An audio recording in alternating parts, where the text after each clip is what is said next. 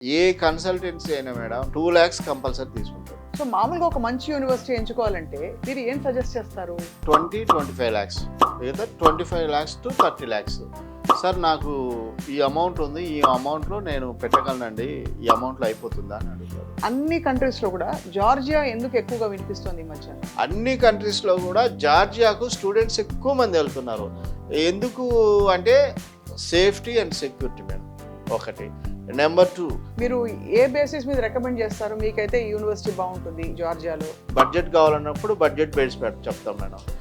బడ్జెట్లో ఉన్న యూనివర్సిటీ చెప్తాం, ఎఫ్ఎంజీ వరకు మాకు చాలు, మాకు యూఎస్ఎంఎల్ అవసరం లేదంటారు. సో అలాగా జార్జియాతో పాటు మీ సెకండ్ ప్రిఫరెన్స్ ఏంటి డేవిడ్ గారు? మీరు ఇన్ని కంట్రీస్ తిరిగి ఉంటారు కదా మేడం జార్జియా బాగుంటుంది మేడం. జార్జియా తర్వాత బాగా పిల్లలు చదువుతున్నారు లేదా ఎలా మానిటర్ చేస్తారండి? వాళ్ళు ఎలా చదువుతున్నారు, వాళ్ళ బిహేవియర్ ఎలా ఉంది, ర్యాష్గా ఉందా, మంచిగా ఉందా, ఎలా ఉన్నారు, ప్రతిదీ అబ్జర్వ్ చేస్తాం. పేరెంట్స్ చెప్తుంటారా? డెఫినెట్గా మరీ ర్యాష్గా ఉంటే పేరెంట్స్కి ఇన్ఫార్మ్ చేస్తాం. సో ఎవరైనా పేరెంట్ నా అంతటి నేనే యూనివర్సిటీకి వెళ్ళి అడ్మిషన్ తీసుకుంటా అంటే ఏమిటి? ఎక్కడెక్కడ అది ఇంపాసిబుల్.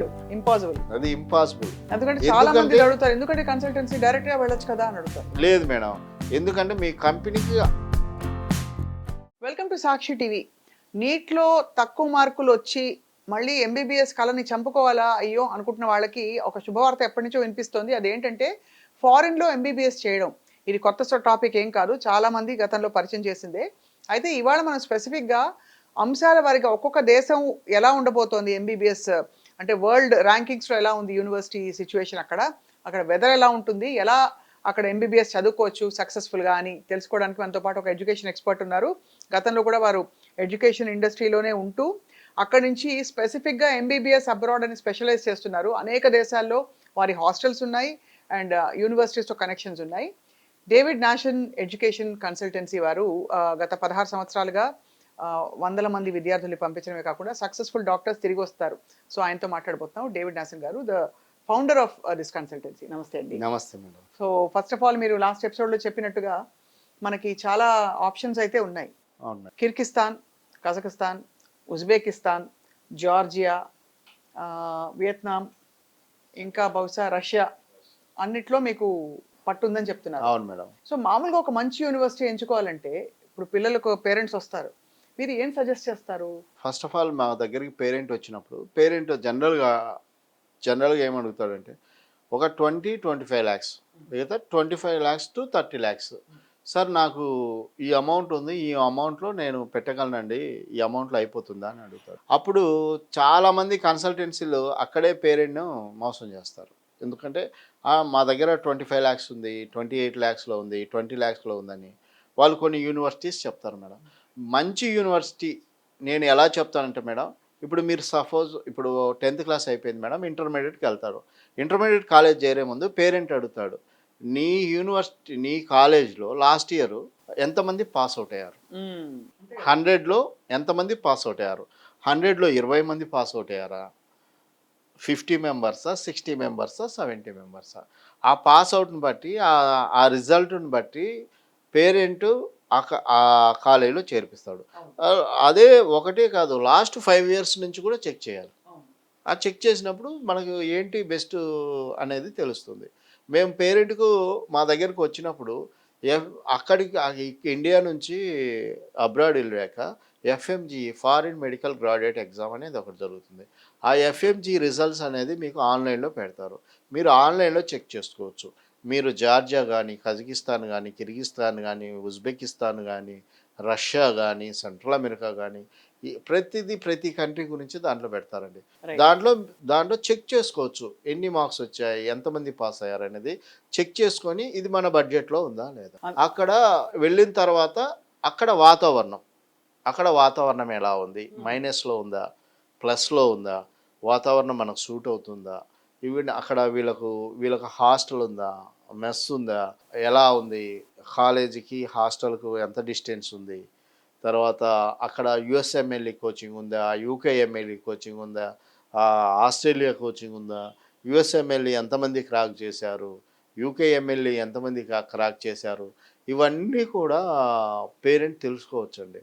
తెలుసుకొని ఎక్కడైతే పిల్లలకి ఎక్కువ ఎఫ్ఎంజీ కానీ యుఎస్ఎంఎల్ఈ కానీ క్రాక్ అవుతారో ఆ కాలేజీలో నేను బెస్ట్ కాలేజీలో అని చెప్తాను. ఇప్పుడు మీరు ఇండియాకి వచ్చాక అక్కడ మీకు గవర్నమెంట్ యూనివర్సిటీ 100 ఇయర్స్, 200 ఇయర్స్ చదివినా ఇక్కడికి వచ్చి ఎఫ్ఎంజీ పాస్ అయితేనే అది. మీకు వాల్యుబుల్. సో బేసిక్‌గా క్వాలిటీ ఆఫ్ ఎడ్యుకేషన్ చూసుకోవాలి. Main thing. ఎందుకంటే చాలా మంది అపోహ పడుతూ ఉంటారు. ఏంటి పాత యూనివర్సిటీ కావాలి.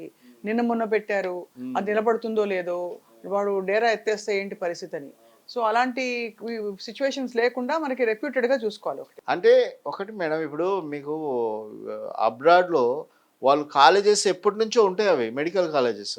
కాకుంటే మన ఇండియన్స్‌కు డోర్స్ ఓపెన్ చేసింది కొన్ని 6 ఇయర్స్ ఉంటాయి, కొన్ని 10 ఇయర్స్ ఉంటాయి. అట్లా అది. అప్పుడు వాళ్ళు ఎప్పటినుంచో వాళ్ళు అక్కడ ఆ లోకల్ వాళ్ళకి అక్కడ మెడికల్ కాలేజ్ ఉంటుంది. కానీ మన ఇండియన్స్‌కు వాళ్ళు డోర్స్ ఓపెన్ చేస్తారు. ఆ డోర్స్ ఓపెన్ చేసినప్పుడు వాళ్ళకున్నటువంటి ఎక్స్‌పీరియన్స్‌ని బట్టి, వాళ్ళకున్న ఫ్యాకల్టీని బట్టి ఇంగ్లీష్‌లో చెప్పడం జరుగుతుంది. ఎఫ్ఎంజీ చెప్పడం జరుగుతుంది. ఇక్కడికొచ్చిన తర్వాత ఎఫ్ఎంజీ రాసిన తర్వాత 100లో 60, 70, 80 ఇంతకుముందు చాలామంది ఇప్పుడు ఇంకొకటి తప్పుడు ప్రచారం ఏంటంటే అబ్రాడ్ పోయిన వాళ్ళు 100లో ఒక 20 మెంబర్స్ అంతకు మించి పాస్ గారు. ఇక్కడికొచ్చిన తర్వాత ఎఫ్ఎంజీ చాలా టఫ్‌గా ఉంటుంది. లేదంటే యూఎస్ఎంఎల్ఈ టఫ్‌గా ఉంటుంది అని బెదరగొడతారండి. మీకు నేను ఏదైనా గానీ మీకు నెట్‌లో చక్కగా సెర్చ్ చేసుకోవచ్చు. 2024 ఎఫ్ఎంజీ పాస్ పర్సెంటేజ్ అంటే నెట్‌లో వచ్చేస్తుంది కంట్రీ వైస్‌గా. ఇప్పుడు అన్ని కంట్రీస్‌లో కూడా జార్జియా ఎందుకు ఎక్కువగా వినిపిస్తోంది ఈ మధ్య? బాగా పాపులర్ అవుతుంది. అన్ని కంట్రీస్‌లో గూడా జార్జియాకు స్టూడెంట్స్ ఎక్కువ మంది ఎళ్తున్నారు. ఎందుకు అంటే సేఫ్టీ అండ్ సెక్యూరిటీ మేడం ఒకటి. నంబర్ 2 మొత్తం ఇంగ్లీష్ మాట్లాడతారండి. ఆ! నంబర్ 3 ఎఫ్ఎంజీ పాస్ పర్సెంట్ ఎక్కువ. ఎఫ్ఎంజీ అంటే foreign medical graduate exam. Georgia country 60-80% ఉంది. తర్వాత మీకు హైదరాబాద్ నుంచి మీకు ఫ్లైట్స్ ఉన్నాయి. మీకు ఒక 5:15 గంటల్లో అక్కడికి వెళ్ళొచ్చు. తర్వాత మన ఇండియన్ ఫుడ్ ఉంది. యూరోపియన్ దీనికి వస్తుంది కాబట్టి ఎక్కువ అక్కడ నుంచి ఎఫ్ఎంజీ పాస్ పర్సెంటేజ్ గానీ, వాతావరణం గానీ, తర్వాత అక్కడ నుంచి యూఎస్ఎంఎల్ఈ గానీ, యూకేఎంఎల్ఈ గానీ, ఆస్ట్రేలియా గానీ ఇవి క్రాక్ చేసిన పిల్లలు ఎక్కువ. రైట్. ఎన్ని యూనివర్సిటీస్ ఉన్నాయండి మెడికల్ యూనివర్సిటీస్ జార్జియాలో? జార్జియాలో అబోవ్ 50 పైన ఉన్నాయి మేడం. 50 medical 50 universities. 50 పైనే ఉన్నాయి. ఎక్కువ మన వాళ్ళు ఎక్కువ పోయేది మీకు జార్జియాలో జియోమెడి యూనివర్సిటీ ఉంది. జియోమెడి యూనివర్సిటీకెళ్తారు. తర్వాత ఎస్‌సియు యూనివర్సిటీ ఉంది. ఎస్‌సియు యూనివర్సిటీకెళ్తారు. బిఏయు యూనివర్సిటీ ఉంది. తర్వాత డేవిడ్ యూనివర్సిటీ ఉంది. కాకసస్ యూనివర్సిటీ ఉంది. ఈ తర్వాత యూనివర్సిటీ ఆఫ్ జార్జియా ఉంది. యూనివర్సిటీ ఆఫ్ జార్జియా ఉంది. తర్వాత బతుమి గవర్నమెంట్ యూనివర్సిటీ ఉంది. తర్వాత కుతైసిలో అకాకి గవర్నమెంట్ యూనివర్సిటీ ఉంది. ఇట్లా ఈ యూనివర్సిటీస్‌కి అన్నిటికీ మన ఇండియన్ స్టూడెంట్స్ ఏపీ, తెలంగాణ పిల్లలు ఎక్కువగా వెళ్తుంటారు. సో మీ ద్వారా ఈ యూనివర్సిటీస్ అన్నిటిని వాళ్ళు చేరుకోవచ్చు. మన మన ద్వారా యూనివర్సిటీ అన్నిట్లో చేర్చుకోవచ్చు. ప్రతి దాంట్లో మాక్సిమం 98% ప్రతి చోట మనది ఇండియన్ ఫుడ్డు, ఇండియన్ మెస్ ఇవన్నీ ఉన్నాయండి. మీరు ఏ బేసిస్ మీద రికమెండ్ చేస్తారు? మీకైతే ఈ యూనివర్సిటీ బావుంటుంది జార్జియాలో. మీకైతే ఇది కాదండి ఇది బావుంటుందండి. బడ్జెట్ బేస్డా అండి? లేకపోతే ఇంకా వాళ్ళ ప్లాన్స్‌ని బట్టి చెప్తారా? కొంతమంది బడ్జెట్ కావాలంటారు మేడం. బడ్జెట్ కావాలన్నప్పుడు బడ్జెట్ బేస్ చెప్తాం మేడం. బడ్జెట్‌లో ఉన్న యూనివర్సిటీ చెప్తాం. ఎఫ్ఎంజీ వరకు మాకు చాలు. మాకు యూఎస్ఎంఎల్ అవసరం లేదంటారు. కొంతమంది మాకు యూఎస్ఎంఎల్‌ఈ కంపల్సరీ కావాలన్నప్పుడు ఏదైతే యూఎస్ ప్యాటర్న్ ఉంటుందో ఆ యూఎస్ ప్యాటర్న్, యూఎస్ఎంఎల్‌ఈ, యూకేఎంఎల్‌ఈ ఉన్న దానికి చెప్తాము. అట్లా మేడం. సో అలాగా జార్జియాతో పాటు మీ సెకండ్ ప్రిఫరెన్స్ ఏంటి డేవిడ్ గారు? మీరు ఇన్ని కంట్రీస్ తిరిగుంటారు గదా! మేడం జార్జియా బావుంటుంది మేడం. జార్జియా తర్వాత రష్యా బానే ఉంటుంది. తర్వాత కజకిస్తాన్, కిర్గిస్తాన్, ఉజ్బెకిస్తాన్ ఇవన్నీ ఉన్నాయి మేడం. ఇంకోటేంటంటే మీకు చాలామందికి తెలియని విషయం ఏంటంటే కజకిస్తాన్‌లో ఆల్ఫరాబీ కజాక్ నేషనల్ యూనివర్సిటీ ఉంది. దాని క్యూఎస్ ర్యాంకింగ్ 150 ఉంది. తర్వాత దానికి ఎఫ్ఎంజీ పర్సెంటేజ్ బాగుంది. Very strict college. So, Alfarabi Kazakhstan గానీ, కజాక్ నేషనల్ యూనివర్సిటీ గానీ ఇవన్నీ ఉన్నాయి మేడం. ఈ యూనివర్సిటీస్ అన్నీ ఉన్నాయి. ఇక్కడ ఏంటంటే ఎక్కువ ఇక్కడ ఏజెంట్స్ వాళ్ళందరూ గూడా జార్జియా, రష్యా, కిర్గిస్తాన్, కిర్గిస్తాన్‌లో 16.5 లక్షలు అయిపోతుంది అని ఈ స్టూడెంట్స్‌ని ఎక్కువ వీటికే ప్రమోట్ చేస్తా ఉన్నారు. ఇంతకుముందు ఫిలిప్పీన్స్ ఉండేదండి. ఫిలిప్పీన్స్‌లో విపరీతంగా పిల్లలు వెళ్ళేవారు. ఎన్ఎంసీ గైడ్‌లైన్స్ ప్రకారం ఫిలిప్పీన్స్‌లో ఆగిపోయింది ఇప్పుడు. అందువల్ల ఈ ఎక్కువ జార్జియా, రష్యా, కిర్గిస్తాన్‌ను మీరు బాగా బయట వినిపిస్తా ఉంటది. మీరు ఎక్కడున్నా గానీ 16.5 లక్ష అని చెప్తుంటారు, అవన్నీ చెప్తుంటారు. బట్ మీరేంటంటే మెయిన్ చూసుకోవాల్సింది ఎఫ్ఎంజీ పాస్ పర్సంటేజ్, అక్కడ యుఎస్ఎంఎల్ఏ ఎలా ఉంది, అవన్నీ చూసుకోవాలి మేడం. అలాగే హాస్పిటల్ ఫెసిలిటీస్ రొటేషన్స్ కి వాటికి హాస్పిటల్ ప్రతి మనం చేసే ప్రతి యూనివర్సిటీకి ఓన్ హాస్పిటల్ ఉంది మేడం. ఓకే. గవర్నమెంట్ హాస్పిటల్స్ ఉన్నాయి, ప్రైవేట్ హాస్పిటల్స్ ఉన్నాయి, ప్రైవేట్ ఉన్నాయి. కాకుండా పేరెంట్కి ఏం చెప్తాను, ఇక్కడ గవర్నమెంట్ హాస్పిటల్స్, అక్కడ గవర్నమెంట్ హాస్పిటల్స్ డిఫరెంట్ అండి. అక్కడ ప్రైవేట్ హాస్పిటల్ అయినా గవర్నమెంట్ హాస్పిటల్ అయినా ఏదైనా ఒకటేలాగా ఉంటుంది మేడం. ఇక్కడ చాలామంది కూడా మా గవర్నమెంట్ హాస్పిటల్స్ 100 ఇయర్స్ 200 ఇయర్స్ అని చెప్తారు. బట్ అవన్నీ కూడా వాస్తవం కాదండి. అవి ఉండొచ్చు, కానీ అక్కడ పాస్ పర్సంటేజ్ ఎలా ఉంది అనేది చెక్ చేసుకోవాలి. ఇలాగా ఇక్కడి నుంచి వెళ్ళిన స్టూడెంట్స్ కొంచెం హోమ్ సిక్ గా ఫీల్ అయ్యి కొంచెం ఇబ్బంది పడి అలాంటి సందర్భాలు ఎప్పుడైనా ఉన్నాయండి? సో నాకు తెలిసి అసలు లేవు మేడం. అంటే అక్కడ అలవాటు పడిపోతారు అక్కడ? అక్కడ అలవాటు అంత బాగుంటుందండి అక్కడ? చాలా బాగుంటుంది. ఎందుకంటే చాలా వరకు పిల్లలు కొంచెం తక్కువ మంది డొమెస్టిక్, మన దగ్గర నుంచి చేరే పిల్లలు కొంతమంది డొమెస్టిక్కే జర్నీ చేసి ఉంటారు, కొంతమంది అసలు డొమెస్టిక్ కూడా జర్నీ చేసి ఉంటారు. అంటే అలాంటి వాళ్ళు కూడా ఫస్ట్ టైం ఫ్లైట్ ఎక్కుతున్న వాళ్ళు ఫస్ట్ కూడా టైం వెళ్తారు. చాలా మంది ఉంటారు. పల్లెటూరు నుంచి వచ్చేవాళ్ళు, మన మన ఏపీ నుంచి ఎక్కువ మంది స్టూడెంట్స్ వెళ్తారండి. మీకు ఏపీ తెలంగాణలో 60% ఏపీ నుంచి స్టూడెంట్స్ వెళ్తే 40% తెలంగాణ సైడ్ నుంచి వెళ్తారు ఏపీ తెలంగాణలో. సో మీకు ఇక్కడ ఎక్కువ పల్లెటూరు ఇటు సైడ్ ఉన్న పిల్లలు, వ్యవసాయం చేసే పిల్లలు, వీళ్ళకి ఏంటంటే మా అబ్బాయిని డాక్టర్ చదివించాలా అలా ఉంటారు. సో ఆ పిల్లలు వచ్చినప్పుడు వాడు డొమెస్టిక్ ఫ్లైట్ ఎక్కినా వాడు ఎంజాయ్ చేస్తాడు. తర్వాత ఇంటర్నేషనల్ ఫ్లైట్, అక్కడికి వెళ్ళిన తర్వాత అక్కడ కంట్రీ అవన్నీ చూసి చాలా బాగుంటాయి కదా మేడం. కొంచెం మనోడు ఇదైపోతారు. తర్వాత తనకేంటంటే నేను డాక్టర్ని అయిపోయానా ఒక ఫీలింగ్ వస్తుంది. వెళ్ళినామంటే వాళ్ళకు బ్లడ్ టెస్ట్ చేసి సిమ్స్ ఇప్పించేసి కాలేజీలో రిజిస్ట్రేషన్ చేసి ఎప్పుడైతే తను యాప్రాన్ అవన్నీ వేసుకొని ఎప్పుడైతే కాలేజీకి వెళ్తాడో నేను డాక్టర్ని అయినా ఒక ఫీలింగ్, కాన్ఫిడెంట్ వస్తుంది. ఇక మనోడు ఫుల్గా ఇదిగా ఉంటాడు. అది కాబట్టి ఆల్మోస్ట్ చాలా మందికి ఇది ఒక గొప్ప అవకాశం లాంటిది. ఎందుకంటే ఫారిన్ ఎడ్యుకేషన్ ఉన్నప్పుడు కొత్త కల్చర్, కొత్త లాంగ్వేజ్, కొత్త మనుషుల్లో ఉండడం అనేది ఒక ఎడ్యుకేషన్ బై ఇట్ సెల్ఫ్. అవును మేడం. ఇంకో విషయం ఏంటంటే అక్కడికి వెళ్ళాక ఇక్కడ లాగా ఒక జైలు లాగా డోర్స్ వేయటం, గేట్లు వేయటం, ఫోర్క్ లేపటం, వాడిని చదివించటం, అంటే బాగా విపరీతమైన ప్రెజర్ పెట్టడం, నీకు ఖచ్చితంగా ర్యాంక్ రావాలంటాం, ఇవన్నీ కూడా స్టూడెంట్ ప్రెజరు భయానిక ప్యానిక్ సిచ్యువేషన్స్ ఉండవు. వాడు చాలా హ్యాపీగా ఉంటాడు. ఇంట్లో ఎలా ఉంటాడో అక్కడ కూడా అలాగే ఉంటాడు, సేమ్ అలానే ఉంటాడు. రైట్. సో అది ఫారిన్ కంట్రీ కాబట్టి వెళ్ళినామంటే కొంచెం ఎంజాయ్ చేస్తాడు మనవాడు. అది. సో అదొకటి. ఇంకోటి మనవాడు ఆ హాస్పిటల్లో డాక్టర్స్ తోటి వాళ్ళతోటి ఉండేసరికి ఇక అతని డ్రీమ్ ఏంటి, డాక్టర్ కావడం. తనకు ఒక కాన్ఫిడెంట్ వచ్చేస్తుంది, ఓ నేను డాక్టర్ అయిపోయాను, నేను డాక్టర్ అని చదువుకుంటూ ఉంటాడు, ఆ దాంట్లో వెళ్ళిపోతుంటాడు. అంతేగాని డోర్స్ అన్నీ వేసి క్లోజ్ చేసి ఒక జైలు టైప్లో ఉంటుందండి. అందుకనే పిల్లలు చాలామంది ప్యానిక్ అవుతుంటారు. పేరెంట్స్ అడుగుతుంటారు, సార్ పిల్లడు ప్యానిక్ అయిపోతుంటాడేమో, మేము అక్కడికి పంపించాం లాంగ్ టర్మ్, ఇక్కడికి పంపించాం లాంగ్ టర్మ్, సో మా పిల్లవాడు మరుసటి రోజే వచ్చాడండి, ఏడుస్తున్నాడండి అండి.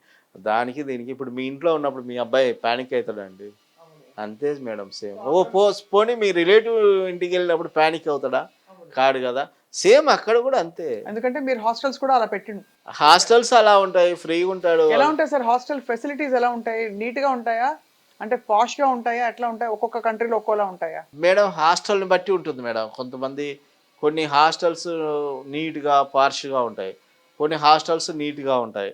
అంటే అక్కడ ఫారిన్ కంట్రీ కాబట్టి కంపల్సరీ నీట్నెస్ అనేది ఎలాగో ఉంటుంది. మెయింటైన్ చేస్తుంటారు కానీ కంపల్సరీ. మన అంటే పిండి కొద్ది రొట్టె అన్నట్టు వాళ్ళ ఖర్చు పెట్టే దాన్ని బట్టి కంట్రీని బట్టి కూడా మారుతుంది కదా? అవును మేడం. అంటే కొన్ని కంట్రీస్‌లో 2 షేరింగ్ ఉంటది, 1 షేరింగ్ ఉంటది, 3 షేరింగ్ ఉంటది, 4 షేరింగ్ ఉంటది, 5 షేరింగ్ ఉంటది, 6 షేరింగ్ ఉంటది. అట్లా వాళ్ళు పెట్టుకునే దాన్ని బట్టి. అంతే. ఇంకా ఫుడ్ గిడ్డు వాళ్ళు ఏం పట్టించుకోకర్లేదు. వాళ్ళు కాలేజ్కి వెళ్ళడం, రావడం, చదువుకోవడం అంతే. అంతే మేడం. ఫుడ్ అంతా మన వాళ్ళు ఉదయం టిఫిను, మధ్యాహ్నం భోజనము, నైట్ భోజనము అక్కడ. ఈ యూనివర్సిటీస్లో డేవిడ్ గారు, ఇది నేను అడగదాం అనుకుని ఎప్పుడు అడగలేదు మిమ్మల్ని, బాగా పిల్లలు చదువుతున్నారు లేదా ఎలా మానిటర్ చేస్తారండి? Yes madam. అదంతా మేము కన్సల్టెన్సీలు అక్కడ మా మెస్ వాళ్ళు, తర్వాత ఇన్‌చార్జీలు వీళ్ళు ఉంటారు కదా మేడం. తర్వాత ఆ కన్సర్న్ ఎవరైతే డీన్స్ ఉంటారో వాళ్ళతోటి మాకు డైరెక్ట్ అటాచ్‌మెంట్ ఉంటుంది. మేము ఎంతమంది స్టూడెంట్స్‌ని పంపిస్తాము, వాళ్ళు ఎలా చదువుతున్నారు, వాళ్ళ బిహేవియర్ ఎలా ఉంది, ర్యాష్గా ఉందా, మంచిగా ఉందా, ఎలా ఉన్నారు, ప్రతిదీ అబ్జర్వ్ చేస్తూ పేరెంట్స్ ఉంటారు. చెప్తుంటారా? డెఫినెట్గా మరీ ర్యాష్గా ఉంటే పేరెంట్స్కి ఇన్ఫామ్ చేస్తాం. ముందు 1, 2, 3 వార్నింగ్స్ ఇస్తాం. ఆ 3 వార్నింగ్స్ కూడా వినకుంటే 100% పేరెంట్స్కి చెప్తాం. కొంతమంది కన్సల్టెన్సీస్ అర్ధరాత్రి, అపరాత్రి పిల్లల్ని బెదిరించి మీరు ఫీజు కట్టకపోతే అంటే ఏంటి fee? Hostel mess fee. Okay. కట్టకపోతే మిమ్మల్ని వెళ్ళగొడతామని చెప్పి బెదిరిస్తున్నారు కొన్ని చోట్ల అని చెప్పి. అక్కడ పిల్లలు ఏం చేస్తారండి? ఇలాంటి రిపోర్ట్స్ వచ్చినప్పుడు అసలు కన్సల్టెన్సీ నమ్మాలా లేదా అని ఒక డౌట్ వస్తుంది. కరెక్టా కాదా? అవును మేడం. కరెక్టే మేడం. నాకు గూడా ఇది నోటీస్ వచ్చింది. ఇప్పుడు ఇక్కడ మీరు మెయిన్ గుర్తుపెట్టుకోవాల్సింది ఏంటంటే, అక్కడ హాస్టల్, మెస్ విషయంలో జార్జియాలో అయితే మస్ట్ అండ్ షుడ్‌గా 6 మంత్స్ కట్టాలి మేడం ఎళ్ళేటప్పుడు. వెళ్ళిన తర్వాత 4 మంత్స్‌కు మళ్ళీ మిగతా 6 మంత్స్ పే చేయాల. జార్జియాలో ఏంటంటే టీఆర్‌సీ అని ఉంటది. టెంపరరీ రిజిస్ట్రేషన్ సర్టిఫికేట్ అని ఉంటది. ఆ టీఆర్‌సీ వచ్చాక పిల్లలు లేదు మేము బయట ఓన్‌గా ఉంటామని చెప్తారు. సో, ఈ హాస్టల్ పెట్టుకున్న అతను ఒక 10,00,000 అట్లా 1,00,00,000 అక్కడ డిపాజిట్ చేసుంటాడు. అది ఓపెన్‌గా పేరెంట్‌కి చెప్పేయాల. 6 మంత్స్, 6 మంత్స్ అని. లేదు నువ్వు 1 మంత్‌కు కట్టుకోవచ్చు, లేకుంటే 2 మంత్స్‌కి కట్టుకోవచ్చు. నువ్వు హాస్టల్‌దేముంది, అదేముంది, ఇదేముంది అని చెప్పి స్టూడెంట్‌ని పంపిస్తున్నారు. పంపించిన తర్వాత అక్కడికి వెళ్ళిన తర్వాత నువ్వు 1 ఇయర్ కడతావా లేదా? 6 మంత్స్ కడతావా లేదా? నైట్ పూట ఈవెన్ బౌన్సర్స్‌ని తీసుకెళ్ళి 10 వాళ్ళకు జార్జియాలో 10:30 అంటే ఇక్కడ 12 అవుతుంది. బౌన్సర్స్‌ని తీసుకెళ్ళి ఆ పిల్లలను లేపి మీరు మెస్ ఫీజు కట్టలేదు. మీరు 1 ఇయర్ మెస్ ఫీజు కట్టాల్సిందే. కడతారా ఇప్పుడు బయటపడేయమంటారా? అక్కడి నుంచి స్టూడెంట్స్ వాళ్ళు ఏడ్చుకుంటా మళ్ళీ ఇక్కడ పేరెంట్స్‌కి కాల్స్ చేయటం. ఈ ఈ అక్కడ స్టడీ బావుంటుంది. కాలేజ్ బావుంటుంది. దాన్ని పట్టు కాలేజీ వాళ్ళు వాళ్ళ స్టడీ వరకే చూస్తారు. ఈ హాస్టలు, మెస్ ఎవరైతే ఇక్కడ నుంచి కొంతమంది అందరిని అంటలేదు. కొంతమంది పంపించి అక్కడ హాస్టల్, మెస్ మెయింటైన్ చేస్తున్నారో వాళ్ళ వల్ల ఈ స్టూడెంట్స్ ఎవరైతే 6 మంత్స్ కట్టరో, 1 ఇయర్ కట్టరో ఈ స్టూడెంట్స్ ఇబ్బంది పడుతున్నారు. నేను ఇంకోటి కూడా విన్నానండి. ఈ యూనివర్సిటీతో మాకు ఎక్స్‌క్లూజివ్ టై అప్ ఉంది. ఈ యూనివర్సిటీకెళ్ళాలంటే వేరే ఏ కన్సల్టెన్సీ వాళ్ళు చేయలేరు అని అంటున్నారు కొంతమంది. సో, అలా ఉంటుందండి? Yes madam. ఇప్పుడు ఇప్పుడు చాలామంది ఏం చేస్తున్నారంటే కొన్ని యూనివర్సిటీకెళ్తున్నారు. యూనివర్సిటీకెళ్ళి మేము 100 మెంబర్స్‌ని ఇస్తాము నీకు, 200 మెంబర్స్‌ని ఇస్తాము అని చెప్పి వాళ్ళతోటి ఒక అగ్రీమెంట్ అంటే ఆ యూనివర్సిటీకి వేరే కన్సల్టెన్సీస్ ద్వారా రాకూడదని. వేరే వే అంటే వాళ్ళు ఇండియా మొత్తం మీద డిఫరెంట్ కన్సల్టెన్సీకి ఇచ్చేస్తారండి. ఇచ్చేస్తారు. కానీ కొంతమంది ఏం చేస్తారంటే ఆ యూనివర్సిటీకి వెళ్ళి ఆ యూనివర్సిటీలో ఏపీ, తెలంగాణ నా ద్వారా రావాలని ఒక అగ్రీమెంట్ తెచ్చుకుంటాడు. అగ్రీమెంట్ తెచ్చుకొని ఏజెంట్స్ ఉంటారు. ఏజెంట్స్‌తో మాట్లాడుకుంటాడు. నీ నాకు నా దగ్గర చేర్పించండి అది ఇది అని ఏజెంట్స్. వన్స్ ఏజెంట్ దగ్గర నుంచి ఇతను స్టూడెంటు ఎ ఇది ఇతని దగ్గర జాయిన్ తర్వాత ఇతను ఎప్పుడైతే అక్కడికి పంపిస్తాడో కొంతమంది అక్కడికి వెళ్ళిచ్చిన తర్వాత ఆ మెస్ విషయంలో పిల్లలను బాగా ఇబ్బంది పెడుతున్నారు. ఎవరైతే ఈ ఏజెంట్ అతనికి అడ్మిషన్ ఇస్తాడో అతను కూడా ఇబ్బంది పడుతున్నాడు. అంటే ఇలాంటివి విన్నప్పుడు కన్సల్టెన్సీస్ వాళ్ళు డబ్బుల కోసం ఏదో చేస్తున్నారనే ఒక ఫీలింగ్ అయితే కలుగుతుందండి. ఉన్నమాట చెప్పాలంటే దేవుడు అవునవునండి. గారు. కరెక్టే. సో, మీరు అలా కలగకుండా మీరు ఎలా మెయింటైన్ చేస్తారు? అంటే పేరెంట్స్‌కి ఎలా భరోసా ఇస్తారు? మీకు ఓపెన్‌గా చెప్పాలంటే మేడం 98% కన్సల్టెన్సీలంటే మోసమని ఒక ఇది ఉంది మేడం. అవునవును. అది బికాజ్ ఏందంటే మా కన్సల్టెన్సీలు చేసిన మోసాల వల్లే. వాళ్ళకి ఏది చెప్తారో నేను వస్తాను, బాబుతో వస్తాను, అక్కడ ఉంటాను అది ఇది అని చెప్తారు. వీడు ఎయిర్‌పోర్ట్ నుంచే ఇదైతాడు. తర్వాత పేరెంట్ ఫోన్ చేస్తే లిఫ్ట్ చేయరు. పేరెంట్ ఫోను లిఫ్ట్ చేయరు. అటెంప్ట్ చేయరు. తర్వాత వాళ్ళు అక్కడికెళ్ళిన తర్వాత అక్కడ ఒక వేరే ఏజెంట్ ఉంటాడు. నేనే మెయిను అతనేం లేదు. అతనిది కాదు నేనంటాడు. ఆ మెయిన్ ఏజెంట్‌కి ఫోన్ చేసినా ఫోన్ లిఫ్ట్ చేయడు. సో, మేమేంటి మేడం మేము ప్రతి బ్యాచ్‌తో పాటు నేనెళ్తాను మేడం. ఇప్పుడు జార్జియా ఉంది మేడం. జార్జియాకు మేము ఒక 4, 5 బ్యాచ్‌లెళ్తాయి. నేను ఫస్ట్ బ్యాచ్ గాని, సెకండ్ బ్యాచ్ గాని మేము ముగ్గురమున్నాము. ఆ ముగ్గురులో ఎవరొకళ్ళం ఒక బ్యాచ్‌తో పాటు ఎళ్తాం. ఇప్పుడు నేను ఫస్ట్ బ్యాచ్ వెళ్ళొచ్చాననుకోండి. సెకండ్ బ్యాచ్ ఇంకొక మా స్టాఫ్ ఎళ్తారు. అట్లా కంట్రీ వైడ్‌గా గూడా అలానే వెళ్ళి మేము అక్కడ ఉండి పిల్లలతో ఒక 15 డేస్ ఉండి వస్తాం. మిడ్‌నైట్ అయినా ఏదైనా కానీ పిల్లలు ఫోన్ చేసినా, పేరెంట్ ఫోన్ చేసినా మేము ఖచ్చితంగా ఫోన్ అటెంప్ట్ చేస్తాం. ఇన్ కేస్ డ్రైవింగ్‌లోనే ఎక్కడన్నా ఉండి లిఫ్ట్ చేయకపోయినా తర్వాతైనా ఫోన్ చేసి కాల్ చేస్తాం. ఎందుకంటే పేరెంట్ చాలా కంగారు పడతాడు. అంతే గదా! ఈవెన్ మీకు ఇంకో విషయం చెప్తున్నాను. మేము ఈవెన్ ఇంట్లో ఉండి స్నానం చేసి బయటకొచ్చేలోగా పేరెంట్ 2, 3 సార్లు చేసుంటాడు. ఏంటి సార్ అంటే, "సార్ ఏంటి సార్ ఫోన్ ఎత్తరంటాడు."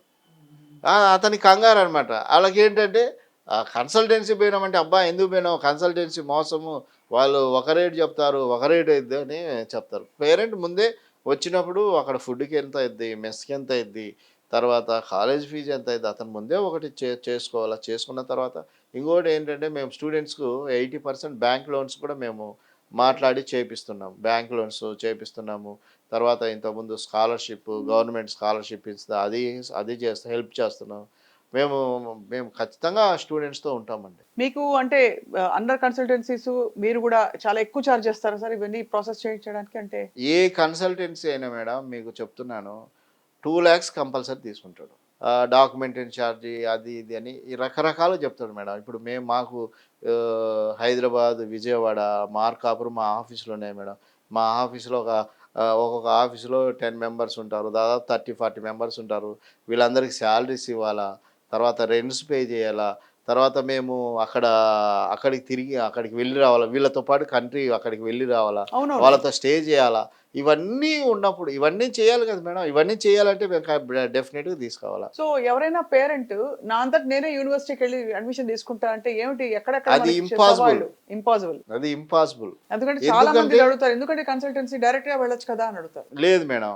ఎందుకంటే మీ కంపెనీకి అక్కడ రిజిస్ట్రేషన్ అయ్యి ఉండాల. ఓహో. అక్కడ రిజిస్ట్రేషన్ అయ్యి ఉండాలా. 1 స్టూడెంట్, 2 స్టూడెంట్స్ అంటే వాళ్ళు నిన్ను కలవను కూడా కలవరు. కలవరు. కనీసం 100, 100 మెంబర్స్, 50 మెంబర్స్ ఉంటే కాదు కదా వాళ్ళ సొంత పిల్లల కోసమే. సొంత పిల్లలకు కలవరు. కలవరు నో అంత యూ ఈజీ గో కాదు. అండ్ దానికి ఎవరో ఒకళ్ళు కన్సల్టెన్సీ ఉంటారు. ఆ కన్సల్టెన్సీని కలుపుకొని నువ్వు డైరెక్ట్ రావద్దంటారు. అదే ఎన్ని ఎవరో కాలేజ్ ఒకడు వాళ్ళు కాకపోతే వీళ్ళు వీళ్ళు. అదేదో తెలిసిన వాళ్ళు తెలుగు రాష్ట్రాల్లో ఉన్న వాళ్ళ ద్వారా వెళ్తే ఆ, అంటే మీ ద్వారా వెళ్తే అట్లీస్ట్ రేపు ఏమన్నా ఇబ్బంది అయినా కూడా అవును లేకపోతే మేడం. ఏమన్నా పిల్లాడిని అంటే ఒంట్లో బాగాలేదు. ఇప్పుడు కన్సల్టెన్సీలు ఉండేదే సర్వీస్ చేయటానికి కోసం మేడం. ఇప్పుడు మీరు ఇక్కడ నుంచి ఢిల్లీ వెళ్ళాలి మేడం. ఢిల్లీ వెళ్ళాలంటే మీరు ఏసీ ప్రిఫర్ చేస్తారా? జనరల్ బోగి ప్రిఫర్ చేస్తారా? ఏసీ ఎందుకని? కంఫర్టబుల్ కోసం. ఎందుకని? దూరంగా ఉందని. మరి 6 ఇయర్స్ ఉంది. వాడికి ఏ ప్రాబ్లమ్ వచ్చినా చేయాలా. ఒక అమ్మాయి పాస్‌పోర్ట్ పోగొట్టుకుంటది. ఇంకొకడికి ఏదన్నా కొంచెం హెల్త్ బాగుండదు. ఇవన్నీ కూడా సర్వీస్ చేయాలి కదా! ఇంకొకళ్ళకి ఎవరికన్నా ఇంట్లో ఎవరన్నా ఇబ్బందికర పరిస్థితులు ఉంటాయి. వాడు ఇమ్మీడియేట్‌గా అంటే ఇబ్బందికర పరిస్థితులు అంటే వాళ్ళ ఇంట్లో ఎవరైనా చనిపోయటము అలా జరిగి ఉంటది. వాడు ఇమ్మీడియేట్‌గా రావాలా. ఇండియా రావాలా.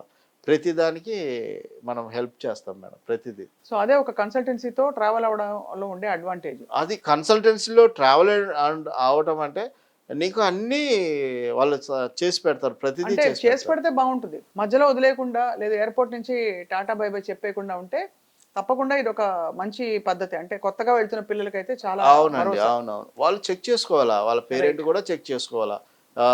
ఏంటి ఎంత అని. కొంతమంది పిల్లలుంటారు. కొంతమంది స్టూడెంట్స్ ఉంటారు. స్టూడెంట్స్ మేము చేస్తామంటారు. ఆ స్టూడెంట్స్‌తో పోతే మళ్ళీ వాడు ఉన్నంత వరకు తర్వాత వాడు పట్టించుకోడు. వాడికి ప్రాబ్లమ్ వస్తేనే వాడికి లేదు. మళ్ళీ వేరే వాళ్ళది ఇంకొకళ్ళది ఎలా చేస్తాడు? చాలా వాలిడ్‌గా ఉంది డేవిడ్ గారు.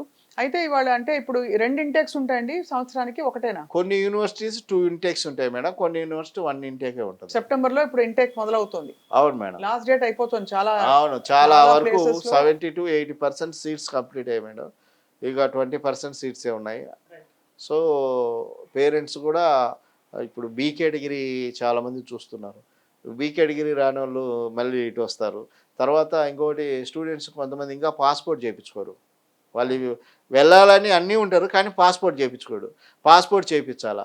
పాస్‌పోర్ట్ చేపించేసరికి టైం అయితుంది. తర్వాత మీకు అది అపోస్టల్ చేపించాలా. అపోస్టల్ అంటే ఇక్కడ మీరు 10థ్, ఇంటర్ ఇస్తే అవన్నీ ఢిల్లీకి పంపిస్తాం. ఢిల్లీలో ఇవి ఒరిజినల్ స్టాంపింగ్ అని స్టాంప్ వేస్తారు. అపోస్టల్ చేపించుకోవాలా.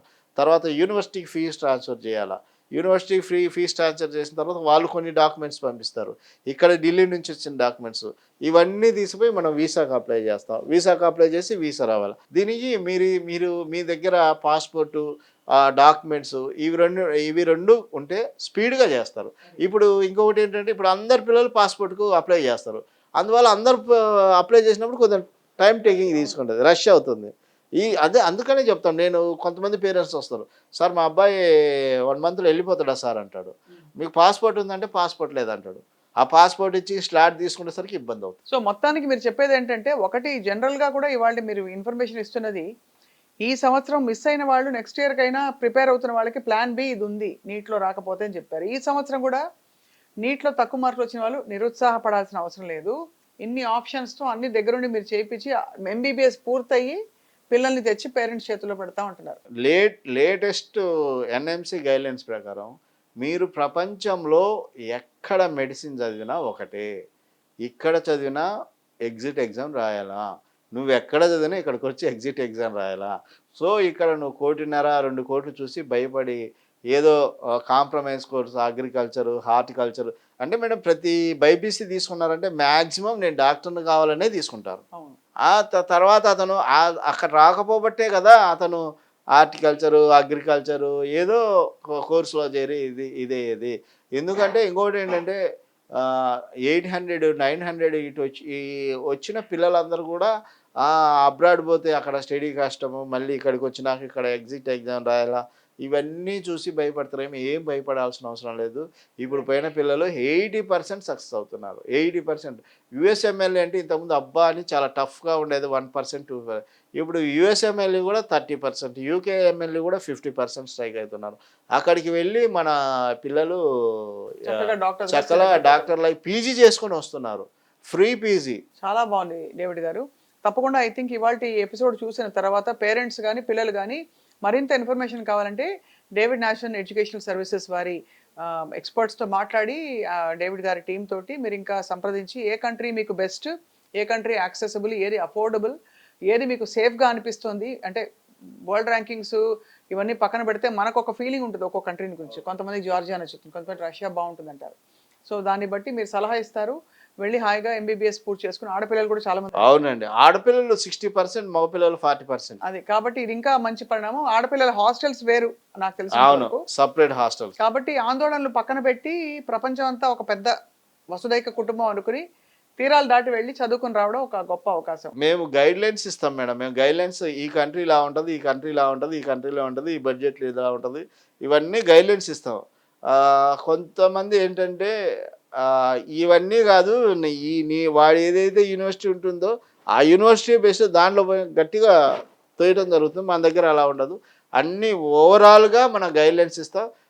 Final decision parent. చాలా బాగా చెప్పారు డేవిడ్ నేషన్ గారు. Thank you very much for your time and for all the counselling and guidance. తప్పకుండా చాలా మంది డాక్టర్లని అవసరం ప్రపంచానికి. కాబట్టి ఇలా కొత్త ద్వారాలు తెరుచుకోవడం సహేతుకమైన పరిణామం. Thank you all for watching. నమస్తే.